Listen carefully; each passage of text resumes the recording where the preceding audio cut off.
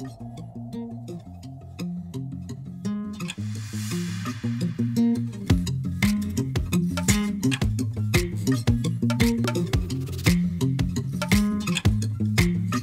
été lauréate des ERA Awards en 2013 sur une thèse qui portait sur la démocratisation du processus d'élaboration d'une norme en matière de responsabilité sociétale des organisations. En 2022, j'ai reçu le ERA Awards Sustainable IT pour mon mémoire à l'École polytechnique de Louvain qui portait sur l'évaluation de la consommation énergétique et de l'empreinte carbone des réseaux de communication sans fil.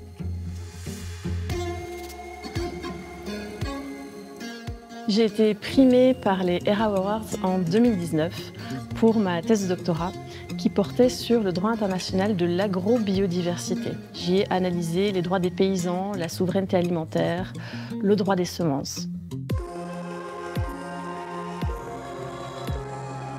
Le fait de recevoir un ERA Awards, ça a tout d'abord été une forme de reconnaissance qui mettait aussi en avant le fait que mon sujet de recherche était important et légitime. Et ensuite, ça a été aussi l'occasion de diffuser plus largement les résultats de ma recherche et de discuter avec d'autres chercheurs qui utilisaient également une vision plus systémique dans leurs questions de recherche. Je pense que la vision systémique, elle doit être complétée, notamment donc, en remettant vraiment les acteurs au centre et aussi en se rendant compte qu'en fait, on ne maîtrise pas tout, on est sans cesse en train de découvrir des nouvelles choses et donc on ne peut pas avoir une vision complète en fait. Donc on est sans cesse en train d'apprendre et donc rester l'esprit ouvert. Et c'est vrai que la question de l'interdisciplinarité, elle est vraiment au cœur de mon ADN de recherche depuis le début. Moi, le côté systémique dans la recherche ne m'a jamais quitté. C'est quelque chose que j'ai mis en place presque spontanément dans mon travail de thèse. Et aujourd'hui, je transmets ça, que ce soit à mon équipe de recherche avec mon nouveau projet de recherche ou à mes étudiants dans le cadre de mes enseignements. En 2022, j'ai commencé une thèse qui vise à proposer des stratégies d'amélioration des réseaux de communication mobiles afin de réduire leur impact environnemental total, donc au niveau d'un pays par exemple, tout en continuant à proposer un service de qualité aux utilisateurs. J'ai cofondé le réseau Prof en Transition à la suite d'une recherche sur les dimensions subjectives et culturelles de la transition. Donc l'idée, c'était vraiment de rassembler une communauté apprenante autour de ces questions. Et depuis le lancement du réseau, je suis co-coordinatrice, on est plusieurs, de ce réseau.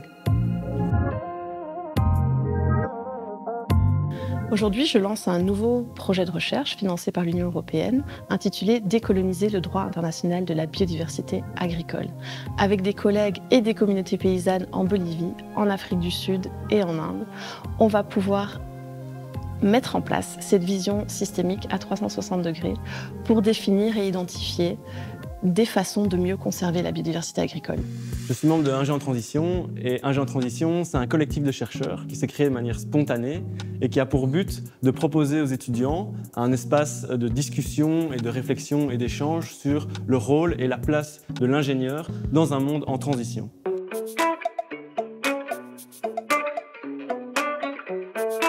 Alors une petite suggestion pour la Fondation pour les générations futures dans 25 ans. Pourquoi pas renommer la Fondation en la Fondation pour les futurs ancêtres, avec l'idée de pouvoir devenir des ancêtres pour les générations présentes et les générations futures. Donc avec la question, mais finalement, quel type d'ancêtre est-ce qu'on veut être de par notre action dans le présent? Dans 25 ans, je crois que le plus grand cadeau qu'on pourra fêter pour les 50 ans de la Fondation pour les générations futures, ce sera peut-être de signer son arrêt de mort, puisqu'on n'aura plus besoin d'elle, puisque l'ensemble des travaux en développement durable, ces visions systémiques à 360 degrés, seront imprégnés, feront partie de la normalité du travail académique. C'est un honneur de représenter les différents primés à l'occasion des 25 ans de la Fondation pour les générations futures. Et j'espère que ça vous donnera envie d'aller découvrir les différents travaux qui ont été primés depuis 25 ans et également les nouveaux primés de cette année.